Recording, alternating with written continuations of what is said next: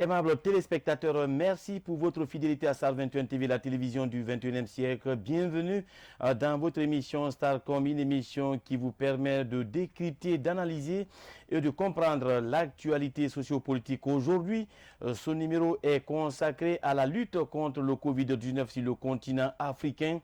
Une pandémie qui, vous le savez, frappe de plein fouet le monde entier avec des milliers de cas de mort et des conséquences économiques énormes. Pour en parler, nous avons comme invité M. Kaba Bachir, chef d'entreprise résident en Belgique. Monsieur Kaba, bonjour, merci d'avoir répondu à notre invitation. C'est à moi de vous remercier pour l'opportunité que vous m'offrez pour m'adresser à vos téléspectateurs. Alors, vous résidez en Belgique et vous suivez l'actualité de très près concernant l'évolution du Covid-19 sur le continent africain. À partir justement de la Belgique, quel état des lieux faites-vous de cette pandémie sur le continent africain? Bon, vous me permettez d'abord, avant de parler de l'Afrique, de saluer tous les efforts et surtout tous les sacrifices consentis par le personnel soignant et toutes les bonnes volontés en Guinée pour lutter contre cette pandémie. Oui. On ne va jamais assez remercier nos frères guinéens qui sont en train de se battre, qui sont en première ligne. Pour parler de l'Afrique, je dirais que la catastrophe annoncée par le monde n'a pas eu lieu, surtout par l'Organisation mondiale de la santé. Il suffit juste de prendre les chiffres des cas confirmés, des guérisons et des décès. Et quand on fait les pourcentages, sur les 5 614 458 confirmés dans le monde, l'Afrique a 119 391, soit 2%, 2,12% pour être exact. Pour les guérisons, nous sommes à 2,01%. Et pour tout ce qui est pour les décès, nous sommes à 1%. Oui. Ce qui veut dire que l'Afrique s'en sort mieux, beaucoup mieux que l'ensemble des autres pays du monde. Oui. Alors, M. Kaba, vous avez suivi justement des prévisions de l'Organisation mondiale de la santé qui avait annoncé justement de la catastrophe sur le continent africain, mais c'est tout à fait le contraire. Qu'en dites-vous justement de ce miracle? Pourquoi l'Afrique a-t-elle résisté, j'allais dire? Bon, l'Afrique a résisté parce que je pense qu'il y a eu quand même une certaine résilience dont l'Afrique a fait preuve. Et aussi, il faudra ajouter que l'Afrique a utilisé ses ressources propres pour faire face à cette maladie. Oui. Parce qu'il faut savoir quand même que quand vous êtes atteint de cette maladie, tout ce qu'on fait pour l'instant, c'est de traiter la maladie de façon symptomatique. Alors, si vous avez la toux, on vous donne quelque chose, un antitussif, et ainsi de suite. Maintenant, l'Afrique a utilisé d'autres molécules que les autres n'ont pas. Et surtout, il faut aussi dire que peut-être deux facteurs ont joué. C'est la jeunesse du continent, de la population, Oui. et aussi peut-être les conditions climatiques. Oui. Alors, aujourd'hui, justement, M. Kaba Bachir, qu'en dites-vous de l'expérience malgache aujourd'hui vraiment contestée par l'Organisation mondiale de la santé? Ah, ça, je pense tout simplement que c'est de bonne guerre. C'est un problème de jeu, un problème d'intérêt. Il faut quand même savoir qu'il y a des actions des lobbies pharmaceutiques très, très, très puissants et que les intérêts en jeu sont énormes. Ils ne peuvent pas accepter, vu tout ce qui a été dépensé, que c'est un pays africain qui puisse rafler la mise, qui puisse trouver le remède miracle auquel le monde s'attend. À mon avis, tout simplement, il y a un problème d'intérêt qui sont à la base de tout ça. Et surtout aussi, de quelque part, même je dirais entre parenthèses, de mépris pour l'Africain. Oui. Est-ce qu'aujourd'hui, faut-elle valoriser la médecine traditionnelle africaine?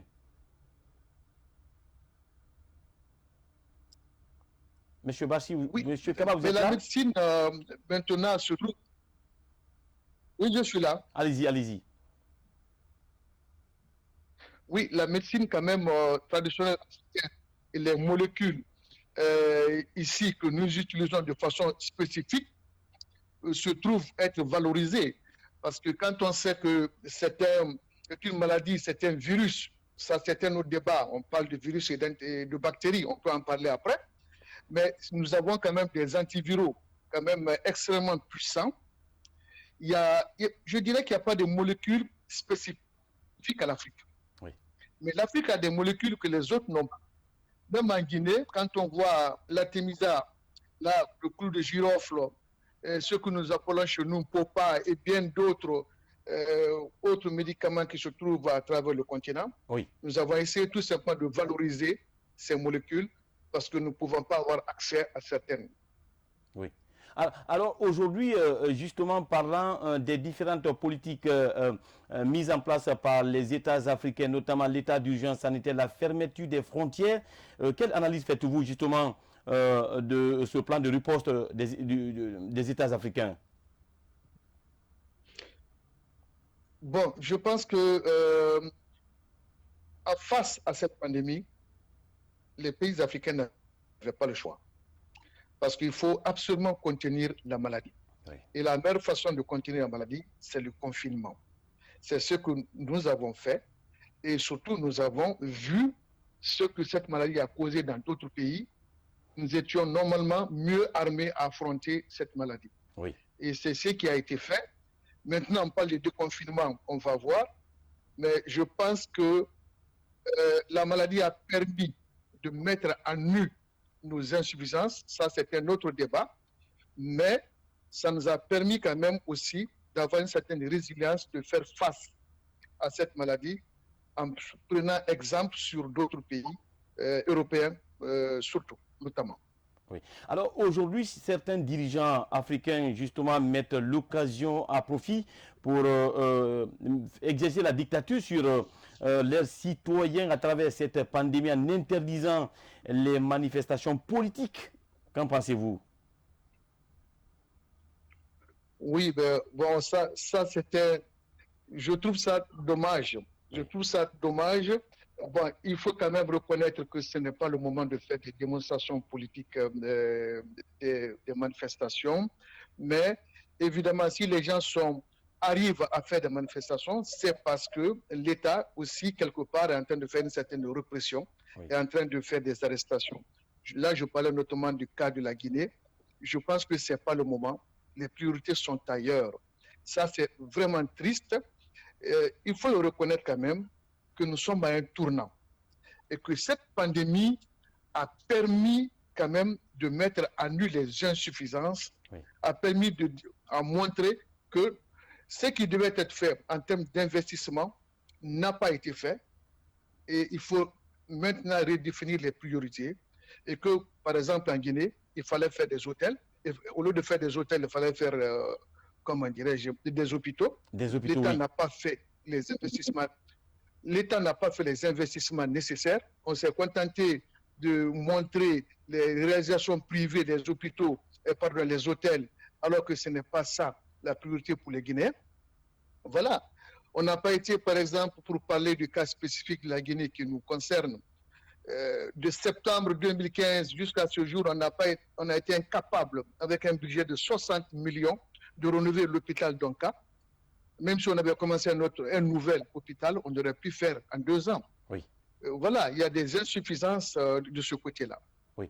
Alors, aujourd'hui, parlant justement du plan de riposte dans un cas particulier de la Guinée, vous êtes Guinéen résident du côté de la Belgique, vous suivez le plan de riposte au pays avec justement l'état d'urgence sanitaire décrété par le président de la République, mais les chiffres continuent à grimper.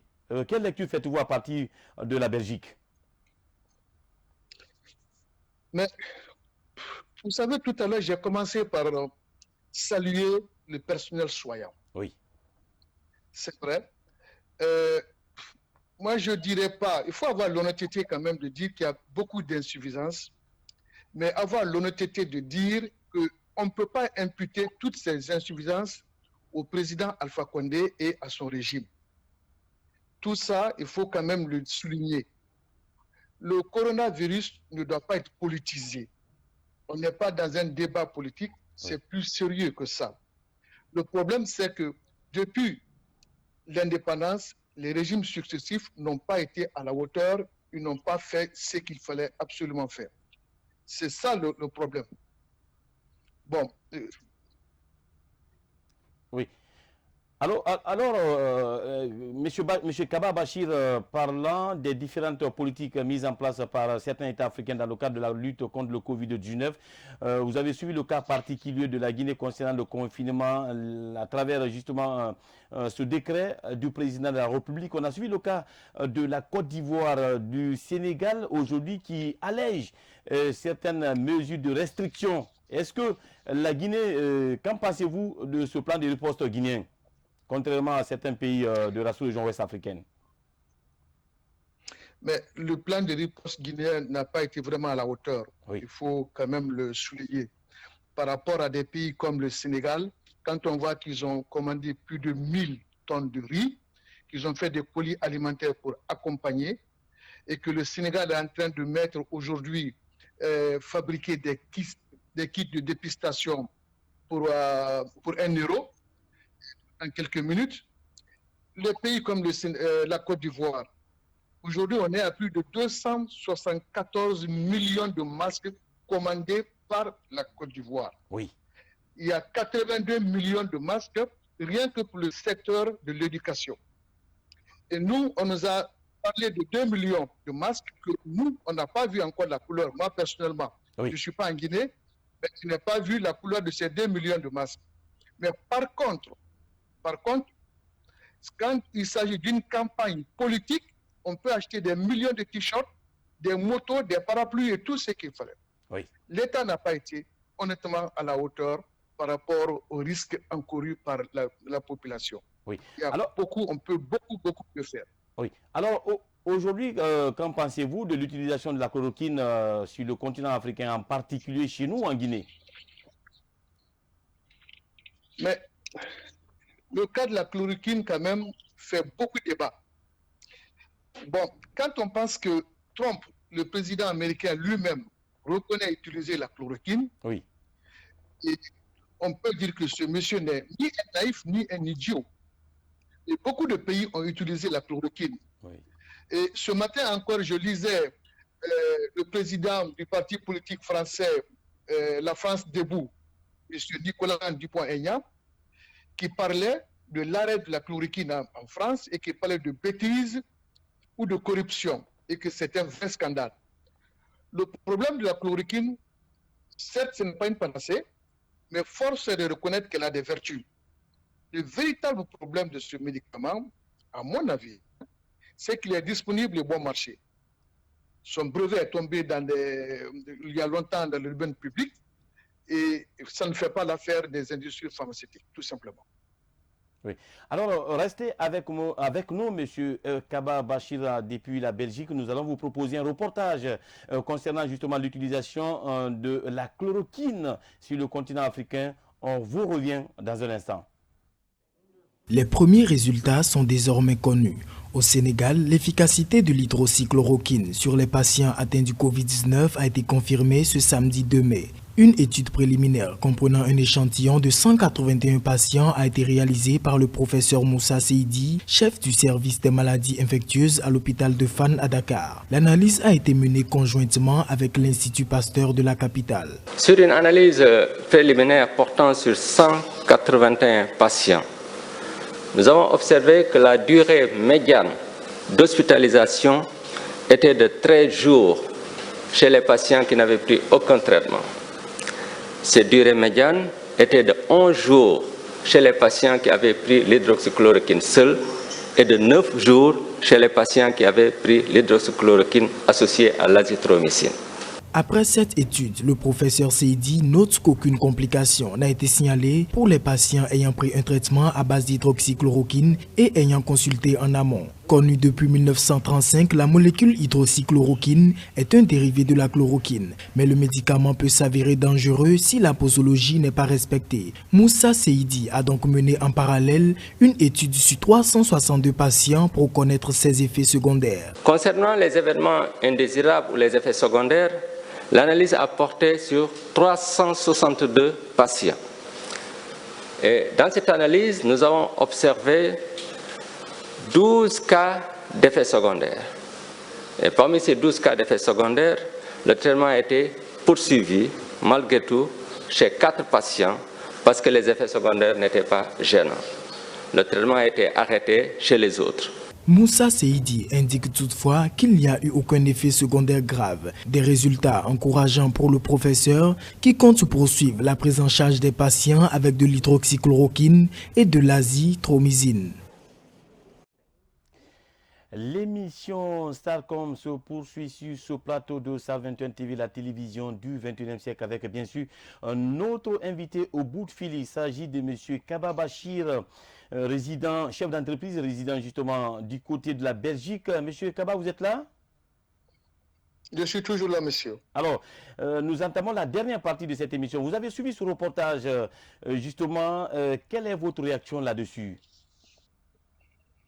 Bon, écoutez, je risque de me répéter, je vous dirais que la chloroquine n'est pas une panacée. Mais franchement, elle a certaines vertus. Et le professeur vient de le dire. Évidemment, on parle d'effets secondaires. C'est normal.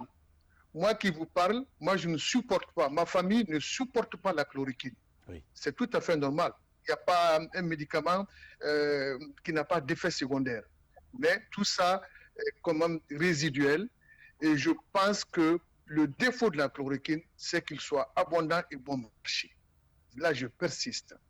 C'est le problème. Les montants en jeu sont très énormes. Ils ont dépensé des milliards et des milliards. C'est l'opportunité pour certains groupes pharmaceutiques de tirer le jackpot. Quand vous voyez par exemple qu'il y a des traitements ici qui peuvent aider, il y a des injections à 800 € l'injection, le flacon, vous comprendrez que les gens préfèrent y aller drainer les gens vers de tels traitements que les boîtes de chloroquine qu'on peut avoir pour 10 €. L'enjeu, il est là, le problème, il est là. Oui. Alors, qu'en dites-vous justement de l'interdiction de ce produit par l'OMS? Pourtant, il continue à être utilisé sur le continent africain, même dans certains pays européens. Mais l'OMS, c'est quand même, n'échappe pas, comme ici, par exemple, en Belgique, l'Union européenne et d'autres institutions, au jeu des lobbies. Pour moi, c'est tout simplement un problème de lobbying au niveau de l'Organisation mondiale de la santé, et que c'est ce qui amène aujourd'hui cette organisation à se positionner. Et je pense que ce n'est pas le seul reproche qu'on peut quand même la faire. Et la première personne à vouloir vraiment faire des reproches à l'Organisation mondiale de la santé a bien été Donald Trump, et qui a même coupé les vivres. Voilà, moi je pense que c'est juste, c'est les lobbies qui sont en train de prendre le dessus sur, comment dirais-je, le confort et la réalité. Oui. Alors aujourd'hui, je ne sais pas si vous analysez la situation à distance aujourd'hui. Plusieurs échéances électorales sont prévues sur le continent africain. Il faut le reconnaître, beaucoup d'inquiétudes par rapport à la propagation de ce virus. En tant que justement Guinéen résident du côté de la Belgique, quelle lecture faites-vous de cette politique africaine? Il est très difficile aujourd'hui de se faire des perspectives parce que, bon, on n'a aucune visibilité à terme. Les échanges sont assez rapprochés pour des pays comme la Guinée, la Côte d'Ivoire. À partir du moment que certains événements ont été reportés, il n'y a pas de raison que si vraiment la santé de la population est en jeu, que certains rendez-vous le soient aussi, de façon quand même concertée. Il faudra reporter, si besoin en est, certains rendez-vous pour essayer de préserver les vies humaines. Oui. Alors, qu'en dites-vous justement des conséquences économiques sur le continent africain par rapport à la présence de ce virus? Plusieurs entreprises aujourd'hui sont vraiment affectées sur le plan économique. Qu'en dites-vous? Là, cela va sans dire, hein. Mais le problème qui se pose aujourd'hui, c'est que l'Afrique, malheureusement, plutôt heureusement, par rapport au reste du continent, n'a pas assez souffert, même au niveau économique, autant que l'Europe et le reste du monde. Quand on voit maintenant que des compagnies comme Emirates, avec toute sa flotte, avec tous les résultats, la première compagnie qui va mettre 30 000 personnes sur le carreau, licenciées, et qui va immobiliser une bonne partie de sa flotte Airbus. Et quand on voit Lufthansa qui va essayer de ne plus faire voler ses Airbus et ses Boeing 747, idem pour Air France, quand des compagnies comme la compagnie sud-africaine vont quand même faire faillite, je pense que nous tirons mieux notre épingle du jeu. Évidemment, il y aura toujours des conséquences, ça va faire des traces, mais il va falloir apprendre à vivre avec et surtout être résilient. Alors, quel message avez-vous à lancer aujourd'hui au peuple africain, en particulier au peuple guinéen par rapport à la lutte contre le Covid-19? Le message, pour moi, il est simple. Le coronavirus va forcer, ici, avec ça, on va amorcer un tournant, tant pour le monde que pour l'Afrique, surtout. À mon avis, plus rien ne sera comme avant, et nous devons maintenant redéfinir les priorités et réorienter les investissements. J'ai parlé de Donka tout à l'heure, je ne reviens pas là-dessus. Il faut arrêter le tourisme, en ce qui concerne la Guinée, le tourisme médical sur le Maroc, sur la Tunisie et le Sénégal, qui grèvent le budget de l'État et surtout le budget des ménages. Il faut essayer d'être pragmatique et faire ce qu'il faut faire. À mon avis, même la pérennité des pouvoirs en Afrique est à ce prix-là. Monsieur Kaba Bachir, chef d'entreprise résident du côté de la Belgique, merci d'avoir répondu à notre invitation. C'est moi qui vous remercie. Aimables téléspectateurs, ainsi prend fin cette émission. Comme vous l'avez constaté, notre invité était M. Kaba Bachir, chef d'entreprise résident en Belgique. Il ne reste plus qu'à vous dire merci pour votre fidélité à Star 21 TV, la télévision du 21e siècle. Nous vous souhaitons une fois encore une excellente suite de programmes en compagnie, bien sûr, de la télé du 21e siècle, la télévision qui vous rassemble. À bientôt.